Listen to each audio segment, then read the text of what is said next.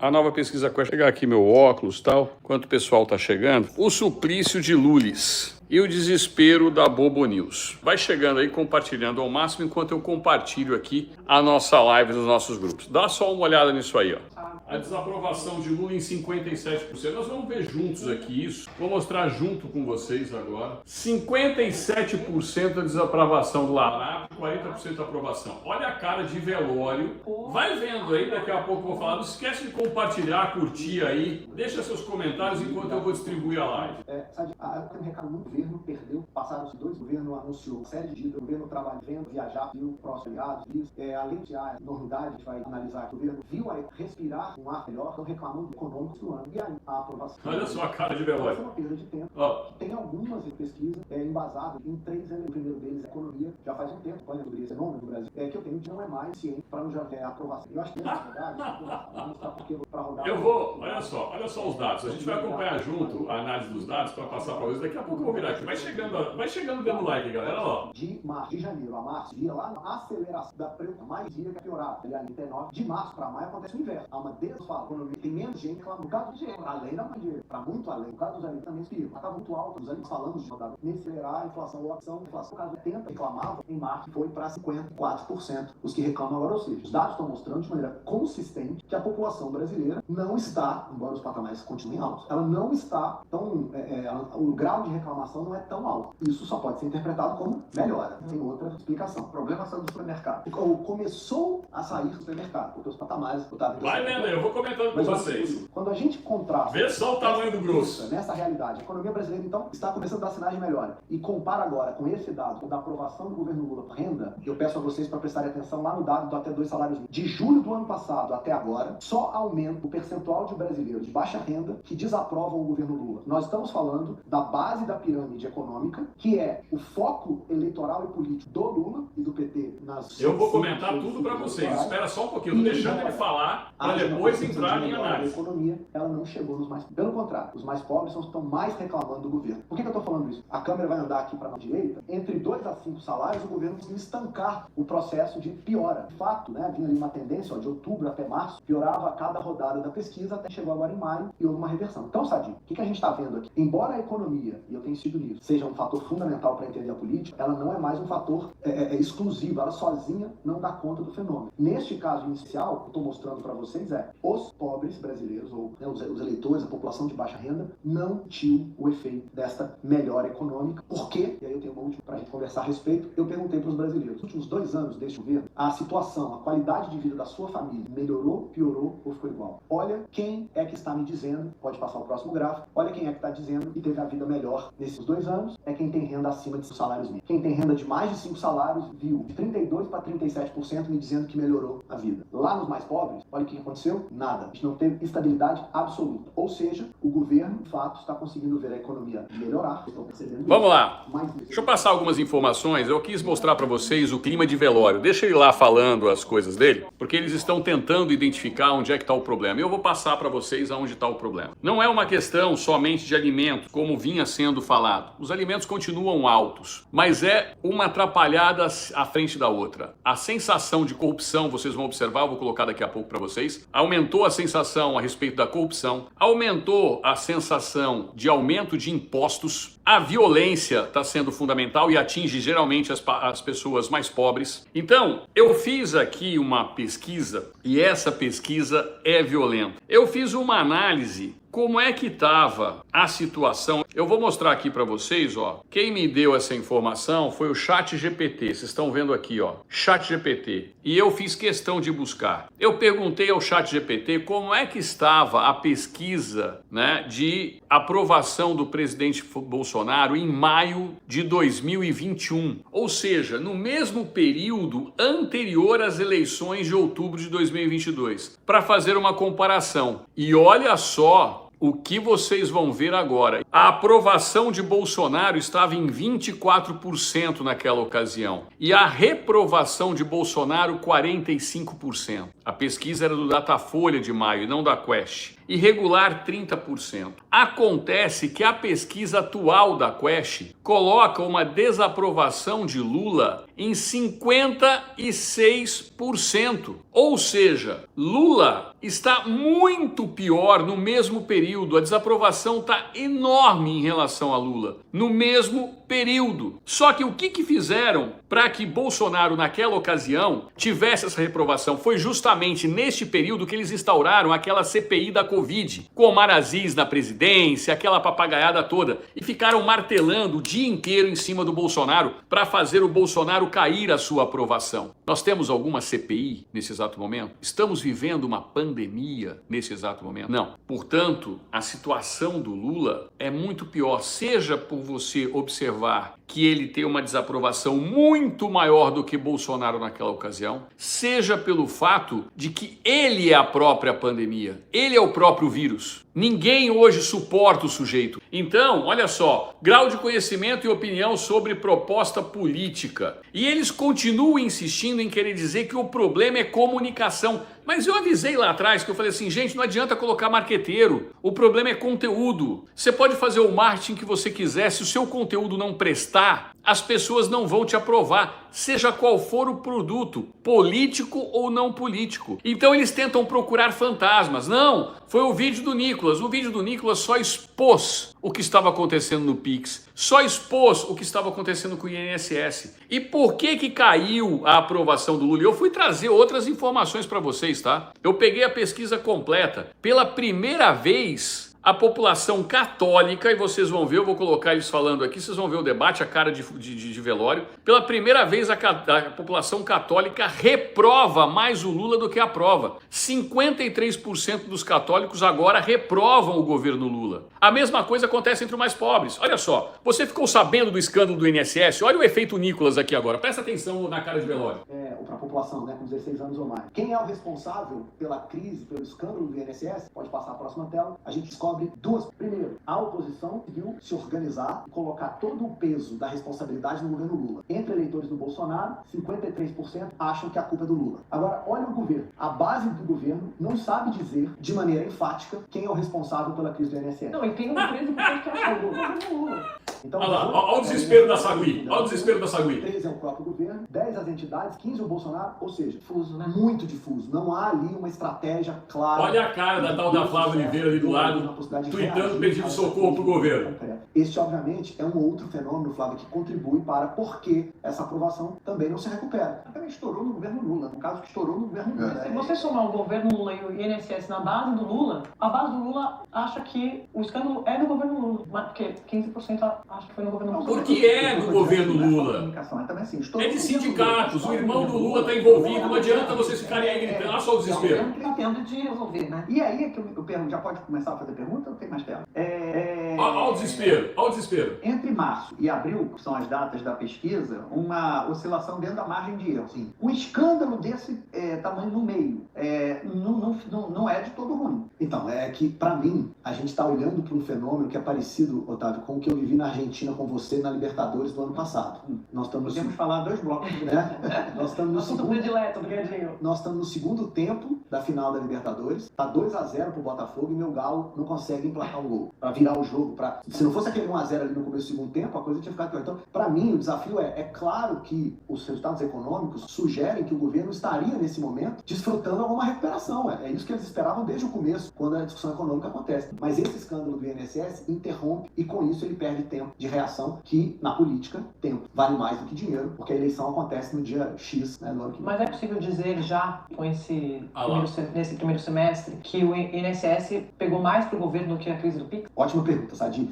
Nós temos essas duas medidas, né? Em final de janeiro, fevereiro, a gente mediu o PIX e agora a gente mediu o INSS. A minha avaliação, olhando para os dois dados, é que o PIX ele é mais crucial para explicar a mudança da trajetória da aprovação do governo do que o INSS. O INSS é mais uma das crises que o governo está tendo que enfrentar nesse primeiro semestre. Mas o PIX mudou definitivamente a percepção das pessoas, essa mudança chama de... Vamos lá, vamos voltar aqui para a gente continuar, para vocês entenderem novamente. Quando eu pedi ajuda para o ChatGPT, eu fiz exatamente isso. Eu perguntei como é que estava a avaliação e por que essa preocupação do analista da Quest? Porque nós estamos no sprint, começamos o sprint final para a corrida eleitoral. O governo não consegue fazer nada de bom para melhorar. E a gente está falando de crise do INSS e ele nem começou a falar da crise do IOF. E eu já tinha explicado para vocês que a população não sabe o que é crise do IOF, porque a população não sabe o que é IOF. Não chega na população, ela só sente o efeito. Acontece que nós temos aí uma CPI do INSS prestes a explodir, nós temos um problema do IOF explodindo e hoje começou greve de operação padrão da Receita Federal nos aeroportos. O aeroporto do Galeão hoje estava um pandemônio, então você começa a ver insatisfação na Receita Federal, insatisfação na educação, insatisfação nos Correios. A base do Lula implodiu. E vocês observam que quando fala que a base vê que a responsabilidade é do governo Lula sobre o INSS, ele está falando de quem vota no Lula. As pessoas que votam no Lula reconhecem que a responsabilidade do INSS é do governo Lula, por mais que a Globo tente se esforçar. E por isso o clima de velório.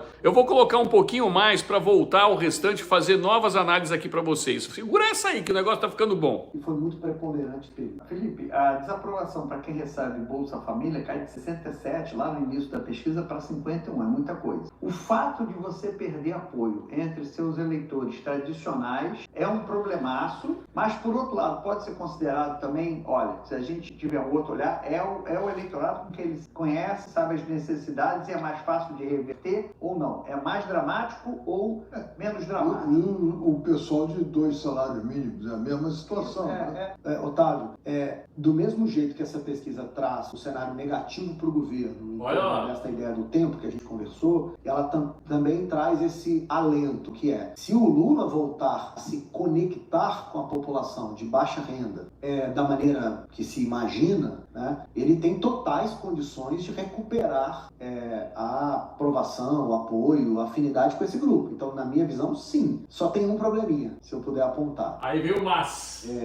E esse é o terceiro elemento que eu trouxe para o nosso debate. Eu estou vendo acontecer aos poucos uma certa quebra, uma certa frustração na relação do governo com as pessoas. As pessoas estão frustradas, elas esperavam mais desse governo. E os que mais estão frustrados são os que receberam a promessa de que iam ter picanha e cerveja e estão vendo a vida não melhorar como eu mostrei. Então, sim. Vamos lá, vamos voltar aqui, porque tá ficando bom, pessoal. As análises que eu havia feito para vocês, tá batendo. Eu falei para vocês que quem iria sentir mais seria a população mais pobre. Tá aí. Eu disse para vocês que o governo tinha perdido confiança. Se lembra que eu usei o exemplo para vocês da pessoa que se sente traída? Eu expliquei isso para vocês a respeito da pessoa que se sente traída, a frustração. E quem tem essa maior frustração é a população. Mas eu fiz mais, eu antecipei que as pesquisas estavam tentando dar um tempo de recuperação ao Lula. Porque uma pesquisa como essa cai como uma bomba. Cai como uma bomba. Olha só a cara da Andréa Sagui. Olha lá, ó. Lula, visão integrante do próprio governo. E as quais confirmam isso.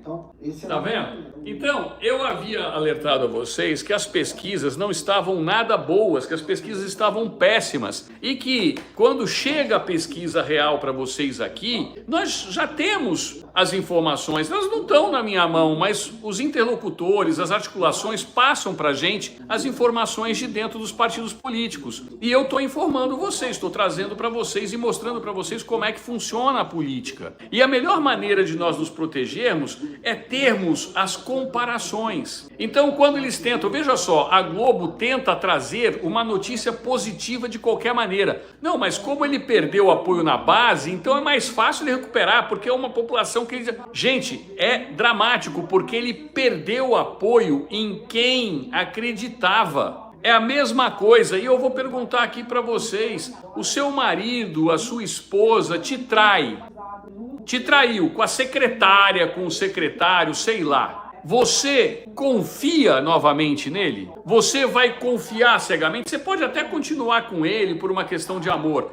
mas se ele falar, amor, seguinte, hoje eu vou me atrasar porque eu tenho uma reunião de negócios, você vai acreditar que ele está numa reunião de negócios? Você vai dar esse crédito para ele? E é justamente isso que eu tô passando para vocês. Kleber, eu vou te mandar uma caixa de engove. Gente, eu sou obrigado para passar a informação para vocês de ver essa porcaria o tempo todo. Essa Globo News, a CNN, a Jovem Pan, eu sou obrigado a ver o que está acontecendo. Senão, como é que eu vou passar para vocês o que eles estão armando para cima de vocês? Eu vou ficar cego aqui, juntamente com vocês, a gente não vai saber. Então, nós estamos mostrando para vocês a realidade dos fatos. Lula derrete todo dia.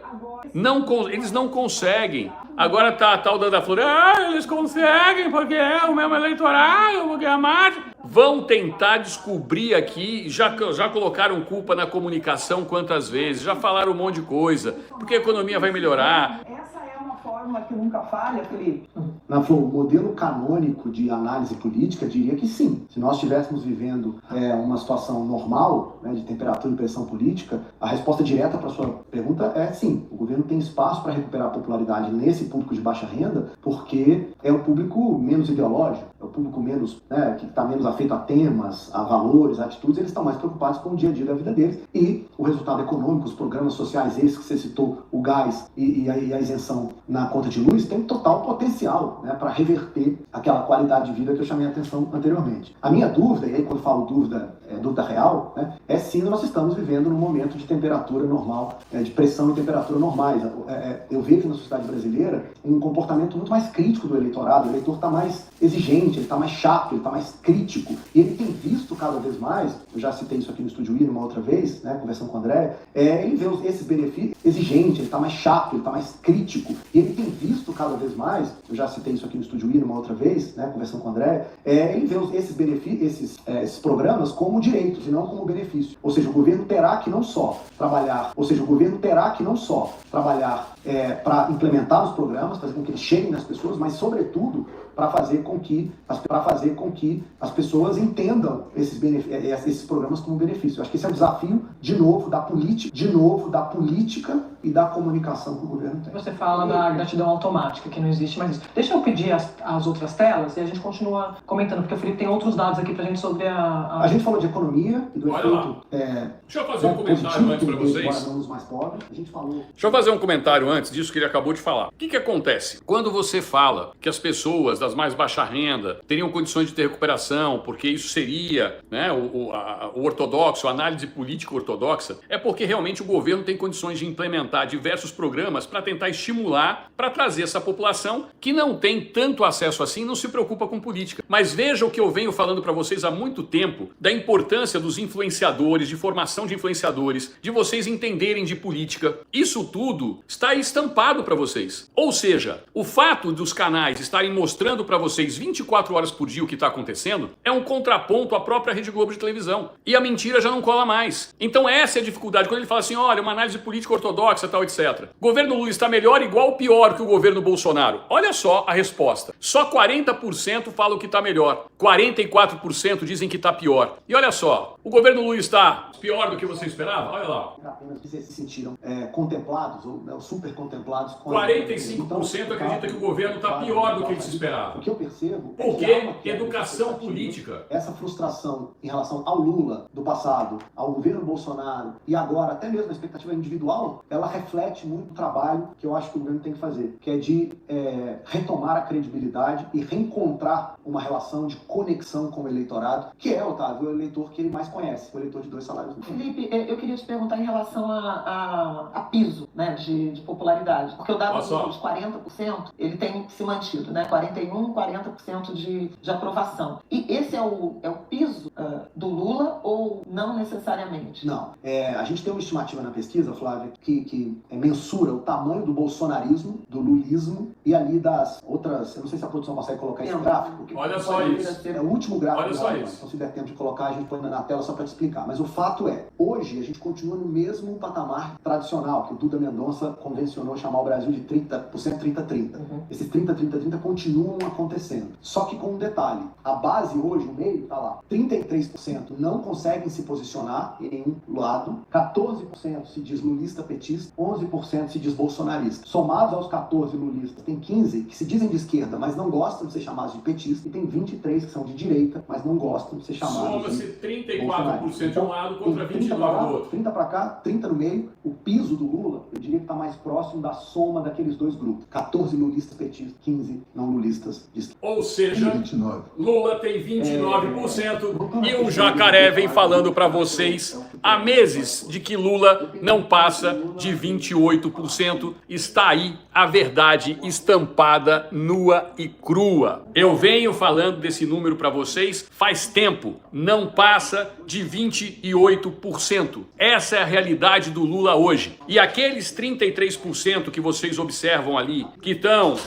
vou para lá, venho para cá, vai para lá, vem para cá, são justamente esses 33%, ou que não gostam de política, ou que não querem saber de política, ou que são os isentões do tipo do MB lixo. Essa é essa claque dos 33%. E por isso que é fundamental cada vez mais vocês conhecerem política, distribuírem as informações políticas. Essa é a realidade dos fatos. Portanto, eu estou mostrando para vocês aquilo que a gente vem falando, hoje consolidado numa pesquisa. Mas eu vou deixar bem claro aqui um recado. Se a Genial Quest está dizendo que a desaprovação do governo é de 56%, o Data Poder diz que é de 57%. Portanto, muito parecido. E o Data Poder diz que Lula tem só 39% de aprovação, enquanto a Quest diz que tem 40%. E eu estou mostrando, e a pesquisa mostra, que na realidade ele só tem 29% de base. Ele só tem 29% de base. Enquanto o bolsonarismo e a direita, porque é aquilo que eles se convencem a falar de bolsonarismo e tal, etc. É a direita como um todo. Ela tem 34% contra 29% da esquerda. São 5% de diferença, mas 5% do total de votos, nós estamos falando em quase 8 milhões de votos. E esses 33% estão irritados com Lula, porque não confiam mais em Lula. É justamente parte daquela população, dos isentões, que, não, temos que dar uma chance pro Lula, que agora vocês estão vendo os PSDBistas da vida, os Armínios Fragas da vida, os MB lixo da vida, que agora tentam apagar o passado deles. Porque esses caras estão assim, eles tentam apagar o passado deles. O que interessa efetivamente e o que nós estamos vendo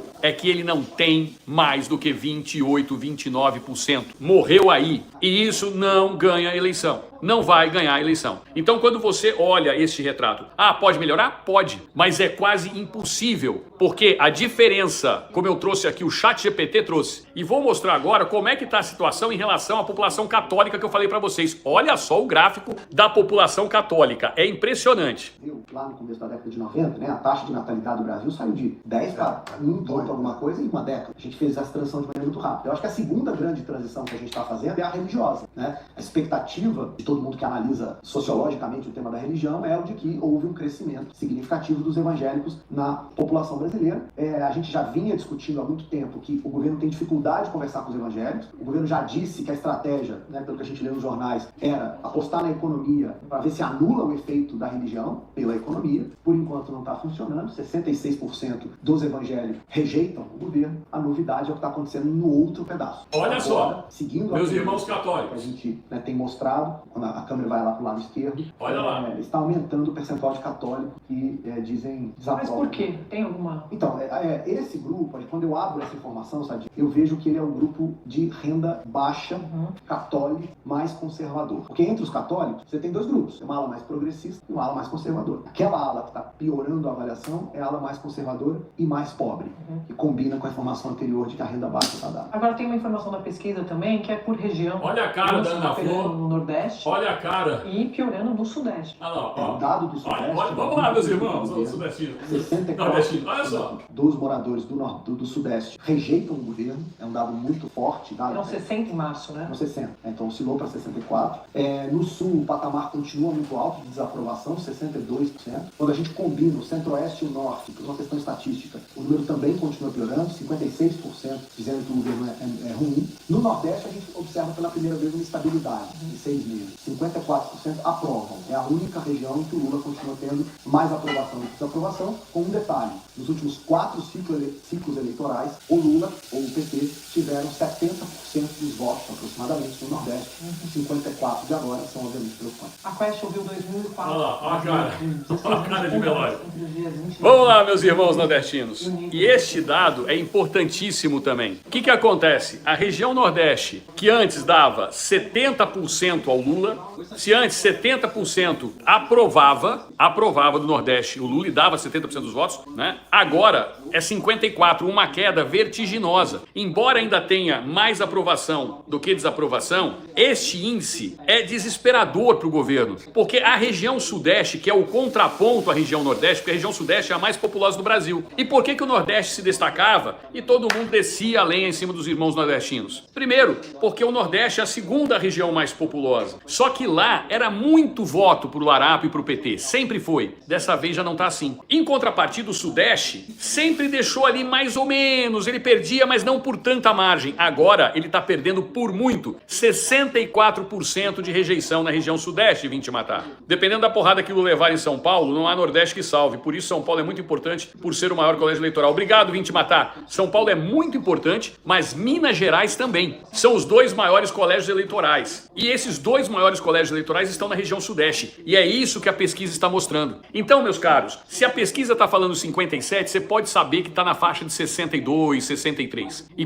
daqui a pouco está chegando a 70%. Vão colocar um monte de medida que ele está querendo colocar, vale gás, anúncio disso, anúncio daquilo. O problema é que os anúncios não surtem mais efeitos porque essa população se sentiu traída. Essa população se sentiu traída. E como ela se sentiu traída, ela não confia mais no blá blá blá do Lula. Não tem, olha só o que o governo já esperava aumento da desaprovação, mas não era isso que eles falavam, olha só. Na vida concreta e nem mesmo ao presidente Lula. E mesmo dentro do governo, Sadi, tem divergência interna. Tem ministros que acham que esse caminho das políticas sociais não surte o mesmo efeito do que nos mandatos anteriores do presidente Lula, que é a população que está meio anestesiada em relação a essas políticas sociais. Ouvi de um ministro o seguinte ponto, que há uma cristalização dessa percepção negativa do governo. Então, mesmo que o governo lance aí notícias novas, que haja fatos positivos em favor do governo, quando chega um fato negativo, como a crise do INSS, esse fato negativo tem muito mais impacto, acaba suplantando todos esses outros elementos positivos. Então as pessoas cada vez concluem mais que o governo é um governo fraco, um governo ruim, é muito difícil mudar essa percepção. E por fim, o papel do próprio presidente Lula. Um ministro muito próximo a ele disse que Lula precisa fazer mais disputa política, pegar essas ações do governo e aprender a dar mais visibilidade, que ele está fazendo menos disputa política do que fazia nos governos anteriores. Outro ministro me falou... Desespero total.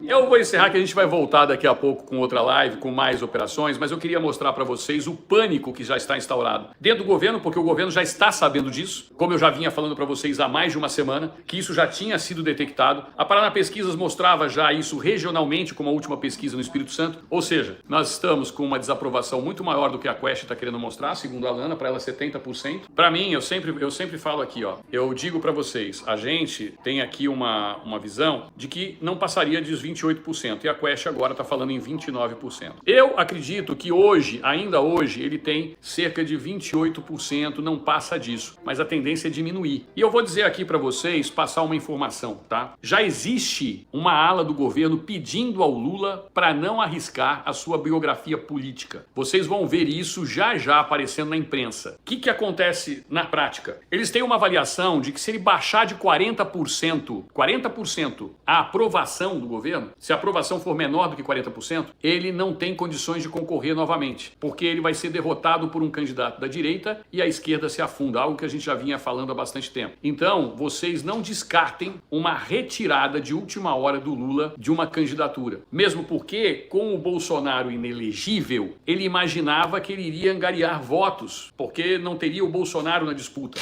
Mas Michele Bolsonaro, Eduardo Bolsonaro, Tarcísio de Freitas, esses 3 nomes hoje são o pesadelo da direita. E como eu mostrei ontem, o Eduardo Bolsonaro deu um sinal, nós teremos um Bolsonaro. Será que é o Eduardo? Será que é a Michele? Então eu estou dizendo que isso tudo vai depender de diversos ajustes políticos e principalmente da perspicácia do nosso querido presidente Bolsonaro. Meus amigos, a situação tá terrível para o governo.